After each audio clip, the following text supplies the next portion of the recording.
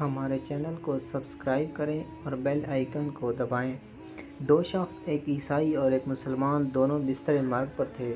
بیماری کی اس حالت میں عیسائی کے دل میں یہ خواہش پیدا ہوئی کہ مجھے مچھلی کا گوشت مل جائے۔ اللہ سبحانہ و تعالیٰ نے فرشتے کو حکم دیا کہ جاؤ اس عیسائی کے گھر کے تالاب میں ایک مچھلی ڈال آؤ تاکہ اس کی خواہش پوری ہو جائے۔ دوسری طرف مسلمان کے دل میں خواہش ابھری کہ زندگی کے اس آخری حصہ میں مجھے زیتون کا تیل میسر ہو جائے۔ اللہ عز و جل نے حکم دیا کہ اس کی الماری میں زیتون کا تیل ہے، جاؤ اور اس کو گرا دو۔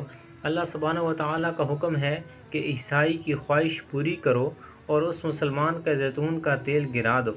فرشتے نے عرض کیا، اے اللہ پاک، آپ کا حکم امت کی آسانی کے لیے ہے، اس کی حکمت میں واضح فرما دیجئے تاکہ امت کی اصلاح ہو جائے اور انسانیت کو سبق مل جائے۔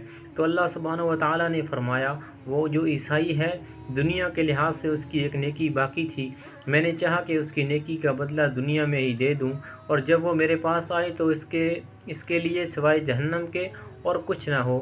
اور جہاں تک اس مسلمان کا تعلق ہے تو اس کی ایک کوتاہی اس کے دامن پر رہ گئی ہے، اور میں چاہتا ہوں کہ اس کی وہ خواہش ٹوٹے اور وہ اس پر صبر کرے، اور میں اس کے بدلے میں اس کی اس کوتاہی کو دور کر دوں تاکہ جب وہ میرے پاس آئے تو اس کے لیے میرے پاس سوائے جنت کے اور کچھ نہ ہو۔